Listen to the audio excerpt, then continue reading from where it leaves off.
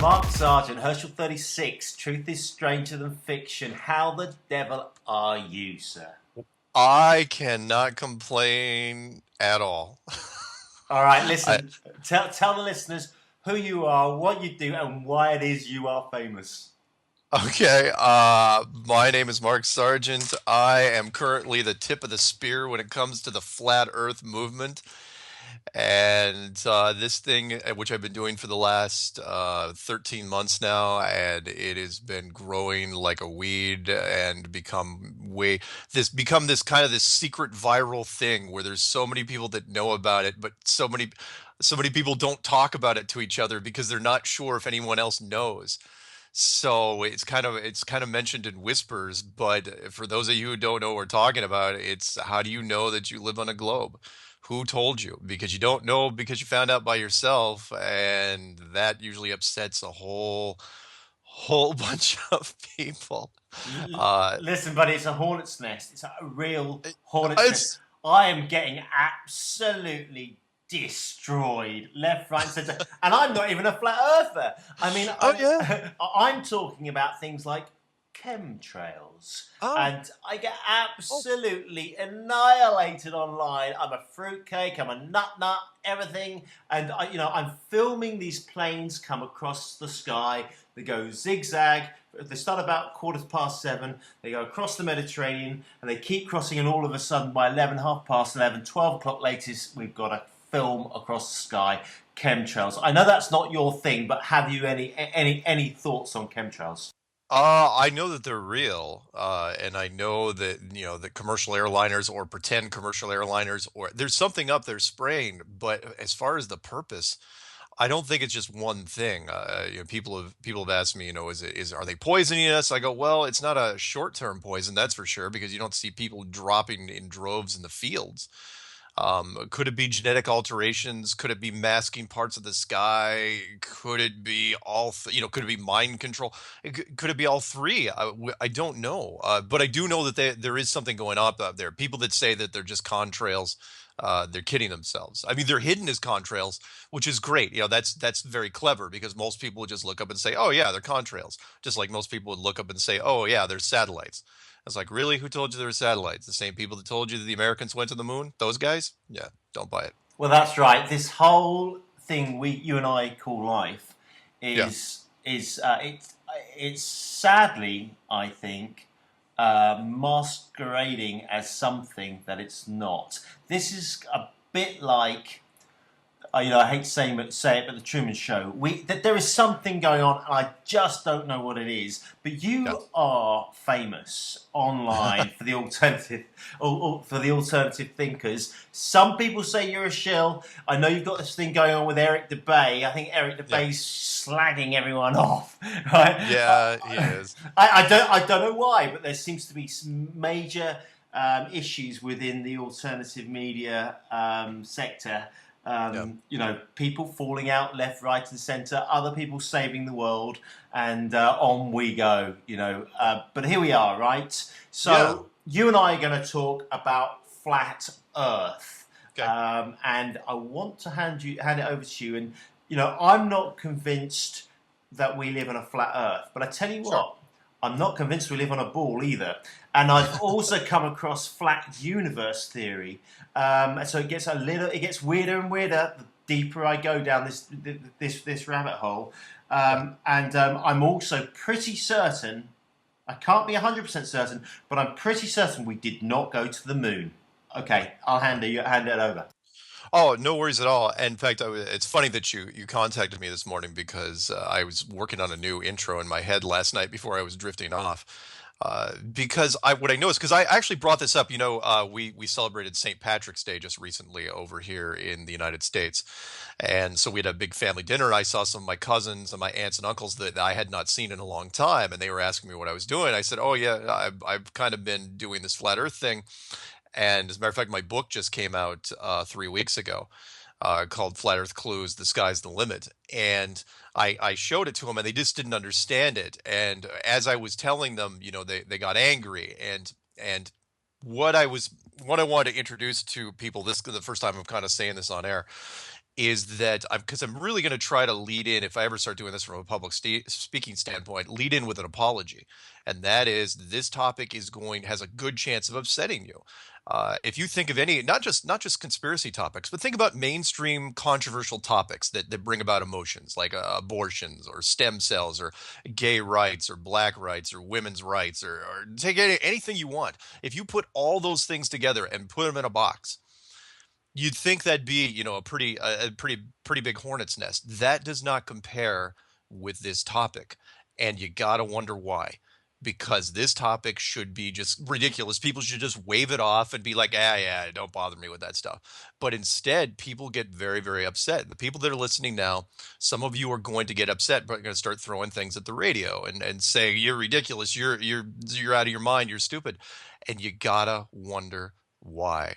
And the reason is because everything else in our life that we're sure of, the fire burns, water's wet, you drop something, it falls to the ground. That could be called gravity, although they don't really know what it is. These are things you can test right now in your own house. But when somebody says, "How do you know the world is a globe?" You say, "Well, duh, we know it's a globe," but it's something you're told. It's not something you know for yourself. As a matter of fact, I had a debate with, a lot has happened actually since I've talked to you last. I got into a debate with a scientist the other month, and I asked him, I go, "Look, if you had to take the average person on the street, you, a scientist, had to take the average person and convince them that they were on a globe, what would you do? How would you do it?" And instead of the knee jerk reactions, which we always get, it's, "Oh, we're going to do a curvature, a Coriolis effect, or some sort of gravity test, blah, blah, blah." He goes, "That's really interesting." He goes, "I don't think I could do it on the ground." I go, "Really?" He goes, "No, I don't think I could convince anybody that we lived in a ball as long as we were on the ground. I could kind of tell them about it, but to prove it to him," he goes, "the only thing I could do is give him $20 million and put him on a rocket and put him up in space." And I go, "That's right." I go, "But so you're basically saying that all the proof is up in space, the people that control space, or what we know as space, which is really just, the skies." And he goes, "Yeah." I go, "Well, what if they were wrong? What if this is this is a big question, that say that 500 years ago we were told that the earth was a ball, and mathematically we worked out all the formulas, and we say, yeah, mathematically we're 99.9% sure it's a ball. Well, that's good and all, but until you have a device high enough to take the picture, what do you really know until you get up high enough?" And I use a George Orwell quote nowadays. You remember George Orwell, the guy that wrote 1984, probably one of the most prophetic books since the Bible. And he said, he wrote an article on flat Earth, believe it or not, back in 1946. And he said, he goes, "It's really interesting. You ask people if they live on a globe, how do they know?" And they say, "Well, everybody knows. Why would you even ask such a thing?" And then you press it, and then they start to get angry. And he thought that was really, really interesting, because we didn't even have jet planes in 1946. NASA wasn't formed until 1958.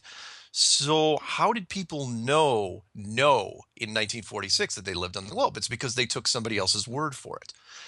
And that's the question I've been putting to people since February of 2015, which is, i- how much faith do you have in science? Now, if you're a religious person, you're really kind of on the fence about science, because, yeah, they give you air conditioning and light bulbs and smartphones and all the cool things. But you got to remember, most of their money was made off the military industrial complex, making weapons. And when it came to civilian stuff, they've made a lot of mistakes over the years, big mistakes. Like lead paint, lead gasoline, DDT, asbestos. To name a few. Some really horrible mistakes. And so when science makes mistakes, they generally don't tell people unless there's money involved, unless there's a class action lawsuit, unless people start dying. So if science figured out in the 1950s that the world that they've been pushing, remember, because the globe has been, it was a globe because it sat in your classroom since you were 6 years old, and followed you throughout school. If they were wrong, would they tell people? And the argument, if you're still not getting it, I'll give you the quick version, which is, I can sum it up really in one sentence, which is Raiders of the Lost Ark. And you're thinking, Why would you bring up a movie from 1981 with Harrison Ford?" It's because it's a very telling movie about science, directed by Steven Spielberg, where they were looking for the Ark of the Covenant and they were fighting it. The British and the Americans and the Nazis, everyone's dying trying to fight over the Ark of the Covenant. Who's getting the Ark? Who's getting the Ark? Well, who got the Ark in the end? The Americans did. And what I thought was most interesting, even when I was young, most interesting about that entire movie was when the Ark was found, what happened in the last 60 seconds of that movie? The Ark was found, it was put in a cardboard box, and it was put in a warehouse, and it was hidden from the public forever because it went against science. Plain and simple. That's what this is all about. And that is when science is great, science is wonderful, science makes all the things we know and love. But if science finds something or if discovers something that goes against science, you are going to never see it because it contradicts their beliefs. And if it reinforces religion, again, no offense to anybody out there that's not into or doesn't follow a religious belief, like the Big Five, the science will bury it. And I mean deep. They will never show it to you. And so that's what this premise supposes. And that is if science discovered that the Earth wasn't actually a sphere, I mean, not even close to being a sphere, but something way, way, way different, would they tell the general public? And everything that I dug into, all the research that I did, and even now, 13 months later after I made the clues, uh, no, no, they wouldn't because they can't. Oh, Because it's like shooting yourself in the foot. You're not going to do it. okay, a lot of information there. So we just go I back. know, I know. I Yeah, go on okay, rambles. okay, 1984. George Orwell. I think his Yes. real name is Eric Blair. Yep. There's three books of interest: 1984, Clockwork Orange, and the other one it leaves me. I can't remember the name of the other book that I'm trying to think of. But there are three books that kind of predicted the way that life was going to be for us in the future, and we are now in the future. As an Yep. example, in one of those books, they were talking about something which was very close to the internet. And I think it might have been 1984. But what you're talking about is the idea that we have been lied to on a massive scale. Yes. And if we look at like small things like 9/11, okay, for me clearly, Bin Laden didn't fly two planes into the Twin Towers. And if he did, how come did Tower 7 come down? And that's what started me thinking, but this is kind of odd. And then when you look at the Federal Reserve and you understand that the Federal Reserve isn't federal and that money doesn't have any true value, all of a sudden you're thinking, well, I'm going through an education system to be in a position where I can earn lots of money.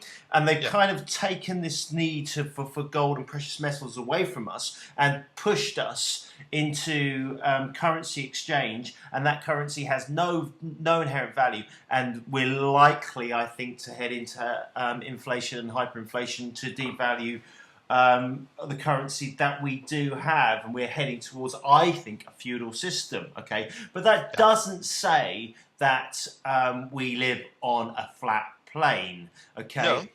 No. But we have been lied to. There were no weapons of mass destruction. Iraq had nothing to do with 9/11. Libya, again, wasn't attacking its own people. The same accusations are being said about Assad, that he's attacking his own people.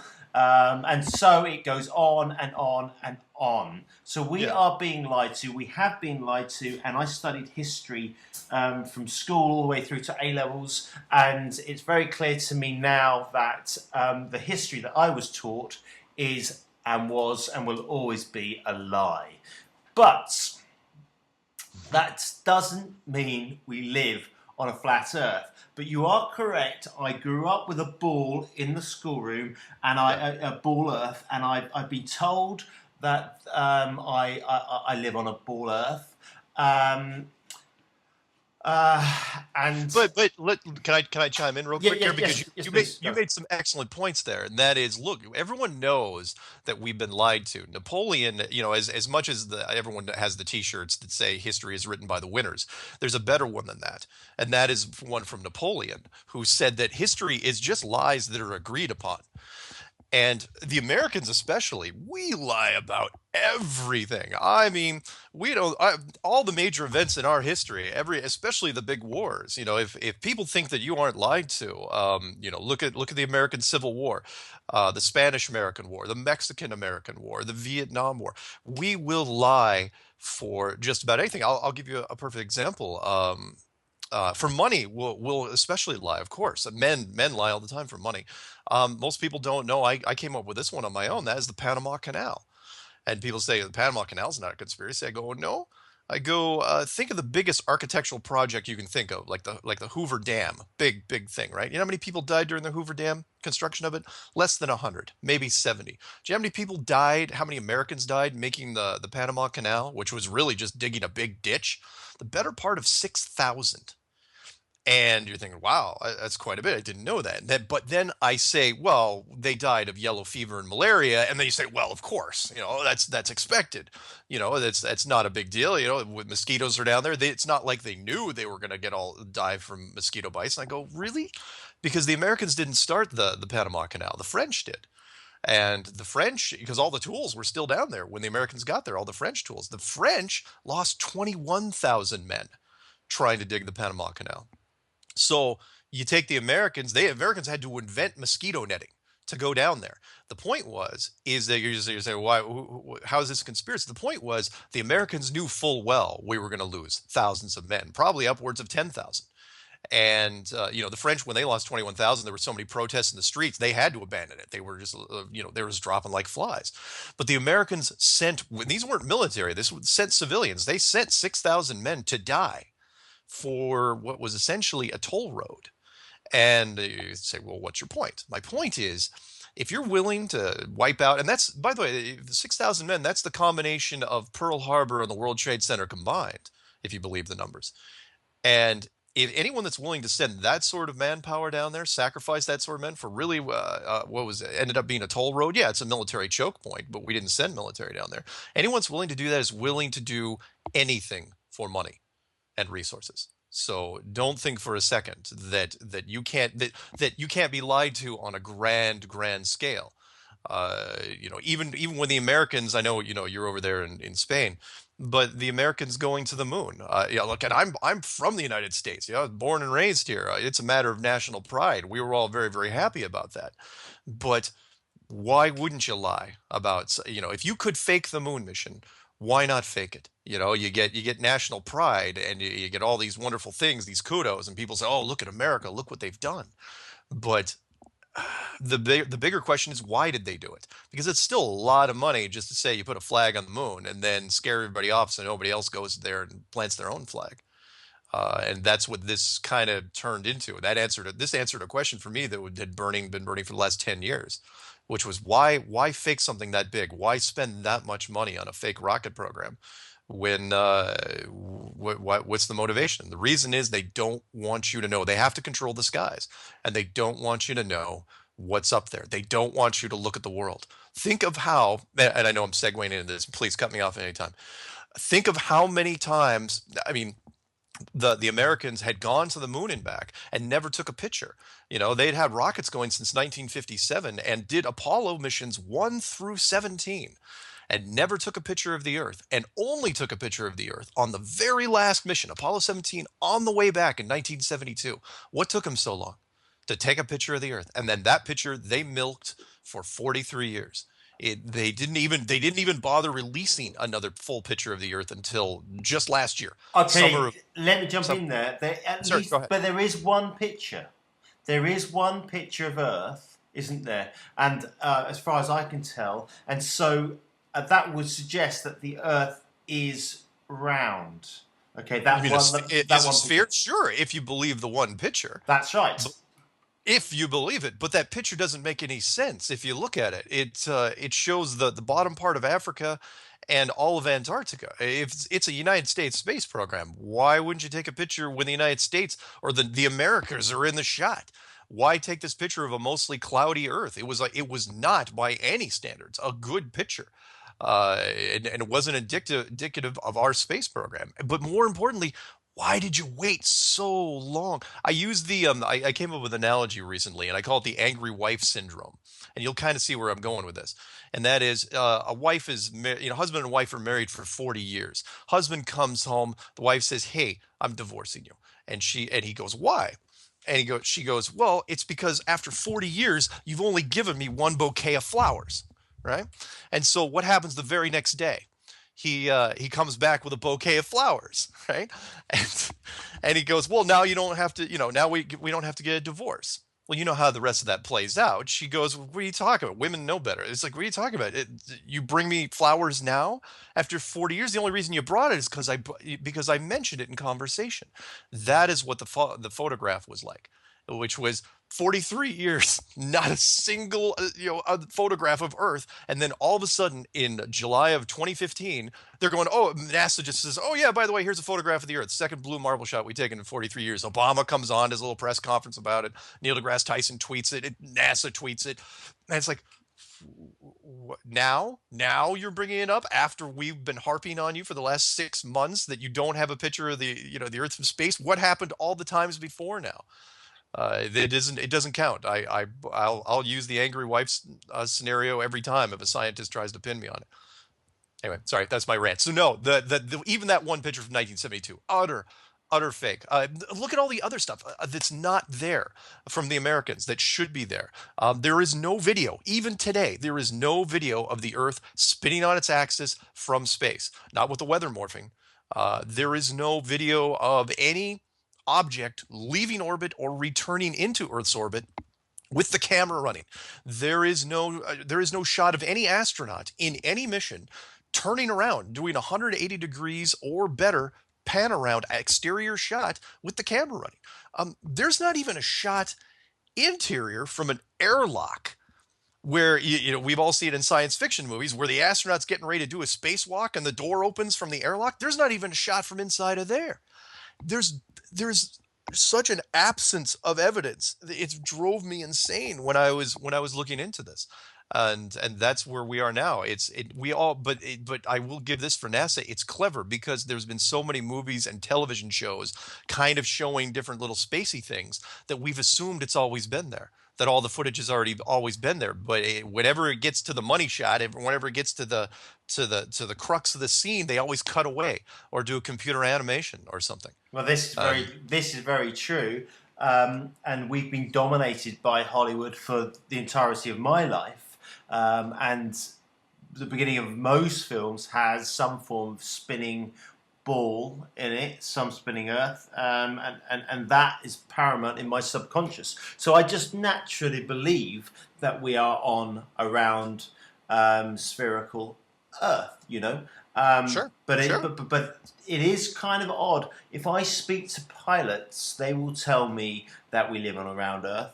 But I would have thought if we lived on a round Earth, they would have to tip their nose so it goes around the circumference of the Earth. But I haven't done the maths, but I have friends who have done flat Earth experiments where they've measured the distance between one point and the next point, and that point should be further down in the eyesight or gone altogether.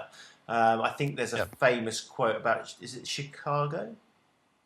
Yeah, yeah, yeah. The Chicago skyline across Lake Michigan. And I've got both the still shots and the time lapse video. The still shots was one thing because there's some people say, well, it's refraction and it's a mirage, where you're looking at the skyline from 50 and 55 miles away. And if you look at the still shot, you say, "Oh well, it's a mirage. It's a superior mirage, even though it's not inverted like a superior mirage should be." But what's interesting is if you look at the time lapse video, which is taken from the beach, and you're looking at what 10, 12, 15 hours, whatever it is, and you can see the skyline. There's weather that goes through. It's not even a sunny day; it's a cloudy day. It rains, and you can still see the skyline, and it goes dark, and you can see the buildings, and you can even there's enough detail on it. You can even see the janitor crew is starting from the top and working their way down in the buildings, and it's like, okay. You can say one thing about a mirage, but I've never seen a mirage that can stand up to weather, different temperatures, daytime, nighttime, and the mirage still there. Yeah, yeah. But you're absolutely right. the one of the big things that people can notice is the curve, which is if it is 8 inches per mile squared, then that means 8 inches times every mile times itself. So if it's 2 miles, it's 2 times 2, which is 4, times 8 inches, which is 32 inches. 3 times 3 is 9, times 8 is 72, and so on and so on. And we can see objects way further. They should be over the hill.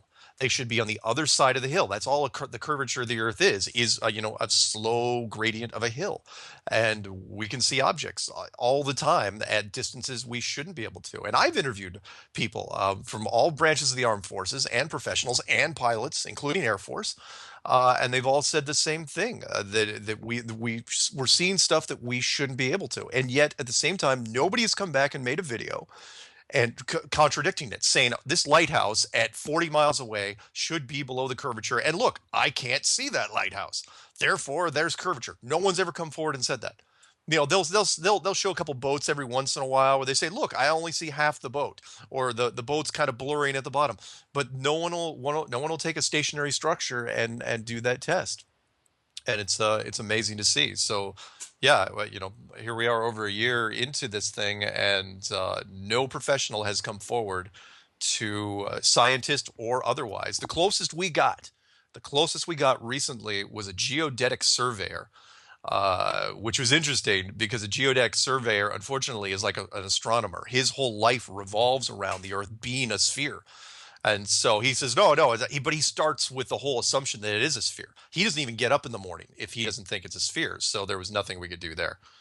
But the other surveyor that I had that spent 32 years in the middle of the United States working on a lot of big projects like airport runways and shopping malls and car factories, he goes, look, he goes, we're told when we're, a brand new surveyor to treat the world like it's an absolutely flat plane.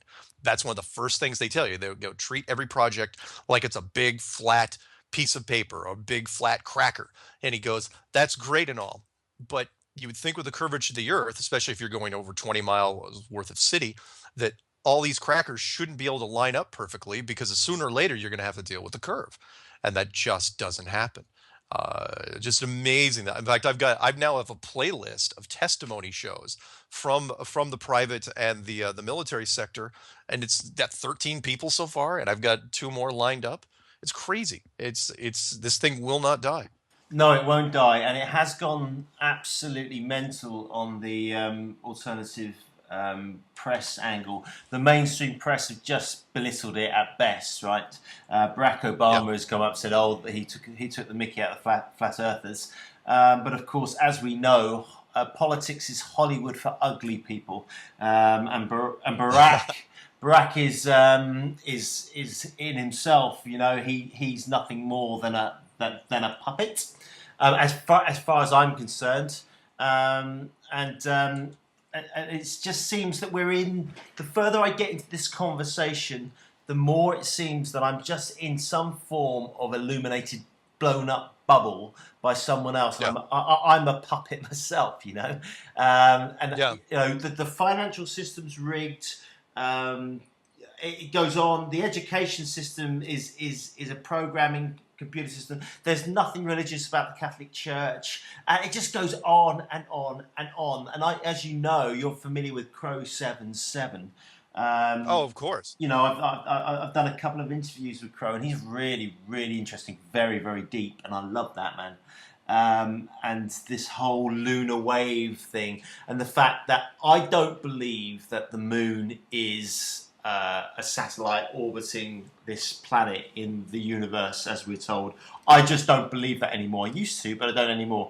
There are history books from the Zulus and from especially Dutch history books that talk about a time when there wasn't a moon in the sky, as an example. Yeah. And I don't. Yeah. What's your opinion on the moon and the sun? Because as soon as you start looking at this topic, you've got to question everything. I look at it like the traditional books. I remember I didn't create flat Earth by any stretch, but the sun and the moon, because that's one of the first questions that's come up, is like, well, what do you think about the sun and the moon? I'm saying you're inside a giant structure, a giant planetarium, a Hollywood studio, which is, and the sun and the moon are artificial, and they're very, very small. So the sun is not 93 million miles away. The moon isn't 237,000 miles away. They're both very relatively small objects. So the sun and the moon would be roughly between 30 and 35 miles wide. They're both about the same size, which again, why the moon fits so well in front of the sun during an eclipse. Don't think that's a coincidence. He's saying, well, it's a coincidence, really, that the moon is 400 times closer than the sun, but it's also 400 times smaller. That's not just a coincidence. And that they're both self-illuminated on top of it. So the sun is just a big incandescent light bulb, and the moon is its own light source. Not to quote too much religion on that one, but I mean, people that delve into Christianity know what I'm talking about. But there's tests that have been done recently, really spooky tests. In fact, I'm holding one of the digital thermometers right now, which is the moonlight is colder than regular nighttime starlight. And you're saying, what are you talking about? And I'm going, well, everyone knows that, and I'm going to have to use Fahrenheit because I can't do the Celsius conversion over where you guys are. But if it's 100 degrees in the sunlight, it's say 80 degrees in the shade. We all know this because when you're in the shade, the sun isn't hitting you. But when you're in the moonlight, let's say it's 50 degrees in the moonlight, in the shade, it's actually warmer, upwards of 12, 13 degrees in some cases. And that shouldn't be possible because if the sun is reflecting, I'm sorry, if the moon is reflecting some of the sunlight, then we should be getting some of that radiation through the sun. At the very least, it should be neutral. It should not be colder in the moonlight. But we've done independent tests, and anybody can do this. I've been encouraging people to go out and spend $15 and get a digital thermometer, point and click little gun, and they're all showing the same thing. It's always colder, always, always, always. And that shouldn't be possible. You're saying is that doesn't prove a flat Earth. I'm going, yeah, it doesn't prove a flat Earth, but it puts into question the moon. And that is, if the moon is self-illuminated, then what has science been telling us all these years? Why are they telling us that the moon reflects the sunlight if it actually doesn't? It's actually generating its own light, and its own light is a really spooky kind of light on top of it. So, and by the way, I've got to also mention the Crow 777 thing, which I thought was really interesting that you bring him up because he is now, and now he's not officially a flat earther, not by any stretch, but he has been going after the American space program as well. He's been looking into some of the interior International Space Station footage and dissecting it and going, look, the edits that these people are using on the interior, he goes, it doesn't make any sense.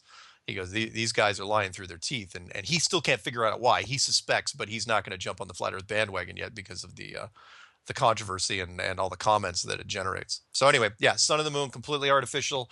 The moon would be its own display system because the other question that comes up is like, well, how does the moon even do like a half moon or a quarter moon? How does it wax and wane? How does a blood moon happen if there's no Earth between the sun and the moon? And that is because the moon literally is its own projection system. It's nothing more than a giant display, a giant monitor. It can display whatever it wants, and it has to because it doesn't have any relationship to the sun at all. Well, that's very interesting, and you are right about Crow. He's ripping into NASA big Yeah. time. He's just showing the inconsistencies within the NASA footage, and then surprisingly enough, people come out and say, "Well, Crow, you're a shill," and so it goes on. But the moon and the sun are two very powerful objects because they dominate us day in and day out. Yeah. And if this big lie, if we are right and we are being lied to, then those two things must be part of the illusion, which would suggest to me that there is someone beyond it that's controlling life as we know it. Would you not agree? Yeah. Oh, absolutely. It is going to be tough to be an atheist as this thing keeps growing because if we're in a giant structure, that means that structure was created. And if it's created, there was a creator. Now, is it the divine? There's really one of only two options here, and that is because if it was created, it was either built by the divine or God subcontracted out the work, and somebody else, a higher civilization was involved here. I'm not saying that God doesn't have some involvement, but either way, there does seem to be an obligation again to something that I think science is really guilty of, and that is spiritual nourishment, which is if people, because every all the major religions of this world, Hinduism, Buddhism, Judaism, Islam, and Christianity, which make up most of the population, they've all been looking for something, this artifact of faith, something to galvanize, to cauterize their belief in God. Everybody, well, everybody wants a sign. Everybody, when they pray at some time in their life, has said, God, give me a sign that you're around, that you're out there, that we aren't just this little speck of dust flying through the universe. And well, this is that. This is. I mean, I'm not saying it's the handprint of God, but it's definitely proof of some sort of intelligent design. And so I think that's an obligation for science. And I know it goes against everything they believe in, which is, there's the big battle between religion and science. And science, if they can't explain it, they don't want to talk about it. If they found the evidence that this was indeed a structure, they're not going to show us because they can't answer the questions. Science hates that. And if you think I'm kidding, look up the core of the Earth argument, which is the deepest hole ever drilled, at least publicly. You don't know about the military, but the deepest hole ever drilled has been 8 miles. But science will say, oh no, we live on a sphere and it's 4,000 miles to the center. But when you open up the textbooks, they show you exactly what they think the core of the Earth is. It's red and orange and yellow and white, and there's perfect bands of heat, and they have names for everything, for all of them. And my argument is, okay, if you've only drilled down 8 miles, how can you tell what's down there? And they said, well, we use seismic radar, and we've got a really good idea. I was going, really? Because you only drilled down 8 miles. Until you actually go down there, what do you really know? So and that's the response to, that science will never put out a textbook where they show the globe with a big question mark in the middle of it, because people hate question marks. We're suckers for a mystery. And so to avoid all the questions that science can't answer, they're just going to put that in there, and then they'll say, oh yeah, we're 99% sure that's what it looks like. I was like, well, you're not 100% sure. No, we're 99% sure. And I could go on and on. I mean, these are the same people that that went on about evolution and the Big Bang, and the question there, it's like, what happened before the Big Bang? And then you just hear crickets. So That's I'm not trying to preach any specific religion. I'm just saying. But it comes to the fact that I'm sitting here at my desk. I'm 43 years of age, and I come to the conclusion that I have been lied to from start to finish. Yeah. Yeah. What am I going to Yeah. do? Yeah. I will say this: you've been lied to on some. I mean, obviously, we don't live our lives and with horrible lies every day, but yeah, the Hang big on, things. Mark. Hang on. We do. Goodness gracious me, we Well, do. We've been but I mean the we've been told that we go live ahead. on a circular earth. We've been told that money is real. We've been told that we live in democracy when we don't, and Yeah. and so on and so forth. We get told lies every single day through the television. We are lied to. We are programmed. From start to finish, we are owned by another entity, and we Yeah. are told that we're not. And so that is an incredible lie. Agreed. Agreed. I was just saying that it's not. I mean, yeah, it's very, very. I try to find the silver lining in that, and that is, look, there's love of a child, there's love of a spouse, there's things that are out there that are true. But you're absolutely right. There are a lot of lies, which is why with the whole flat Earth scenario, I think is one of the few shining rays of hope in the conspiracy world, which is, if this thing finally, becomes revealed, then a lot of the darkness of the world goes away, which is because it comes down to the creator standpoint, and that is, we all know that the naughty and nice list, from the Santa Claus myth, and that is, you're supposed to do good things, but we don't often do good things because there's no proof that there's any naughty or nice list. But if there is a creator and this place was built and we find out that we're living in a structure, well, then all changes. And that is, would are you actually when it becomes real, when it becomes very solid, something you can hang your hat on, do you still fight wars? Do you still exploit people? Do you commit race crimes, sex crimes, any sort of crimes? Do you do anything malicious against another person if you know for a fact that someone is looking over your shoulder? I'm not saying you're going to get struck down with a bolt of lightning, but if there's a scorecard on your life, are you really going to roll those dice and take the chance? And I don't think so. Not judging from what the astronauts did a few years back when they were asked under oath if they went to the moon or not. Why not lie under oath? It's called perjury. We all know people that have done it. People get famous for doing it. We have an extensive legal system that handles it. But yet these astronauts wouldn't swear that they went to the moon. Why not? And that's because with the Apollo astronauts, I think they knew of the bigger picture, which was, that there is a creator, that there is intelligent design, there is a divine power. And even though they knew that they, probably wouldn't die right then and there, why take the chance? And if people think I'm kidding here, that there's some morality left in the world, think of the stoplight scenario, at least over here in the States, and that is everyone has run a stoplight, in their lives. It just happens. But once cameras were put on those same stoplights, you stopped running them. Why? Because you were afraid you were going to get caught. So why were you thinking about running it in the first place? And it gets stranger after that, because let's say you're pretty sure the camera's broken. Let's say your friends told you, oh yeah, I drove through that thing 8 times, and I never got a ticket, it must be broken. Are you really going to take that chance and run it? Maybe not. And that's what I'm hoping that this thing brings about, that we have the potential. If it comes about, I think this could fix a lot of the problems we have in the world. I may be too optimistic, I think but that's very optimistic. I mean, I we have major issues on this planet, of whatever, whether it's flat all round, yeah. and this whole concept that flat Earth is going to solve our issues, I think, is it. Not solve, but definitely veer us away from the cliff we're heading towards. And I know, again, I'm taking the silver lining, the glass half full here.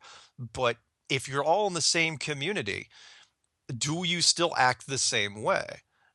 Because there's a lot of questions. Think of it. If the big five religions control 80% of the population of this world, those religions then become, I hate so much to say it, a lot stronger, a lot more powerful, a lot more relevant. And they would be, and I know religions have had their checkered past, and I'd hate to say that religions would become the new moral compass, because there's abuses in every house of worship. But why not? Why not give them a chance to do the right thing? And if they screw it up, and we auger our civilization into the ground, well, it's not like they didn't have the chance to make it right. I'm just hoping that they would. Okay, so let's wrap this up. It's Sure. been really interesting. Okay, and as you know, there's major political conversation going on at the moment between the Democrats and the Republicans, and who's going to be the next president of the United States of America. Yeah. My point of view is I find Donald Trump very entertaining, but I ultimately think that it doesn't matter who gets in, or when they get in, because the same policies are going to take place regardless. And if we're looking at the fact that we've been lied to about living on a flat Earth, what's your position? Do you even look at politics? I know Crow 777 I doesn't. I do, but I do it from. I'm very cynical. I take the United States comedian George Carlin's approach, and that is, he has very few what was it, guidelines, but one of the first is never ever believe anything the government tells you. And when it comes to politics, yeah, the last American president that had any real power was Dwight Eisenhower. because he was a 5-star general and he was a military guy. I mean, and he had a lot of access to, World War II. It wasn't that far in the rearview mirror. But to sum up the political system here, I try to say, because people will say, it's the illusion of choice. And that is, yeah, it's going to come down to Donald Trump or Hillary Clinton, which is unbelievable because I've never seen a political race where people just hated both choices so much. It's like, really? That's our choices? But it comes down to the billionaire argument, because because I've never voted in my life, but I do so deliberately, because I say, look, your vote, at least in the United States, doesn't make a difference. And people say, oh no, you're shunning the political process, and that's not right. I go, okay, think of it this way: I'm a billionaire.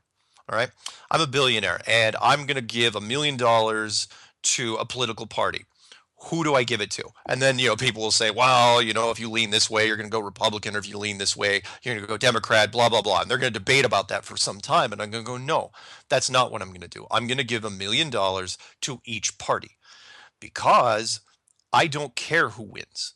All I care about is an audience and some sort of way to try to influence policy, because the candidates don't care. There's no alliances there. Hillary's not going to care if I give $1 billion to Trump, or I'm sorry, $1 million to Trump, and vice versa. So I give $1 million to each party. Whoever wins, what does that $1 million buy me? It buys me lunches, maybe twice a year, with these people and their advisors and the people that write the speeches, and I get to go in and give my 2 cents. And if I give more money, I get to give more than 2 cents. And you're saying, what's your point? My point is, that costs me millions of dollars to do that, to just do that. And I actually get to influence policy. What does the average person on the street get to do? They get to do nothing. They are given the illusion of choice. And I'll steal from the Matrix here. And that is, if you're given the illusion of choice, most people will buy into it, because they feel like, even in some small way, they're making a difference. And you're not. The politicians have been chosen for decades now in the United States, if not hundreds of years. That's right. That's right. I mean, I used to think that JFK was the last true president, but even JFK was part of the system. So he was, but unfortunately he was a lone wolf in some aspects. He had no allies. He for whatever reason, he decided he was going to buck the system, and it was a long-term problem. He was doomed. Unfortunately, and so was his brother, and so was Teddy. If Teddy would have run for president, it just wasn't going to be allowed to happen. Well, so, sorry. And he also said that he was going to audit the Fed. I mean, that's the only reason why I like Trump. He says he's going to audit the Fed. He says that he's going to give us the didactic 22 pages from the 9/11 report, and he says he'll prosecute Hillary Clinton. And those two things, if I was going to vote, I'd vote for Trump. But either way, I don't think it matters. And when you're talking about the astronauts, that if anyone's listening, it's called Astronauts Gone Wild, and it's very worthwhile checking that out. So, Mark, I know you've got a brilliant show with Patricia Steer, haven't you? Called Flat Earth and Other Hot Potatoes. Patricia's a hot potato herself, and that's going really well. And how can people get in contact with you? Oh, yeah. You can either, there's tons of different ways now. The easiest way is to just go in any search engine, type in Flat Earth Clues. The website, right now, the current website is enclosedworld.com. Patricia and I are actually going to be doing a daily show here real soon. The network, it's going to be called The Flat Earth Network, and we're going to be doing a daily show, its own network thing, a subscription service. And I also do a show on Truth Frequency Radio called Strange World. That's once a week. And the book just came out called Flat Earth Clues. And there's apps and all sorts of fun stuff. It's tough to keep track of it at this point. Well, good stuff. I'd love to get you and Patricia on the radio here in Spain. That would be fantastic, because that would give a nice balance to the conversation. This conversation is raging on forward, and as you say, you are the tip of the spear. I don't know why Eric DeBay's got such a bee in his bonnet about other people, but I reckon just let him get on with that, I guess. Exactly. Yeah. He'll hopefully he'll come around. We'll find out. We will. All right, Mark. Thank you very, very much for your time, and take care of yourself. All right. Thank you. Cheers, buddy. Bye. Bye. Hey, I'm Herschel 36. Thanks for listening to Truth is Stranger Than Fiction on the Beat 106 FM. Did you like it? If so, give us a thumbs up and don't forget to subscribe, people! Brought to you by justfinishitrecords.co.uk. Herschel 36, where truth is stranger than fiction.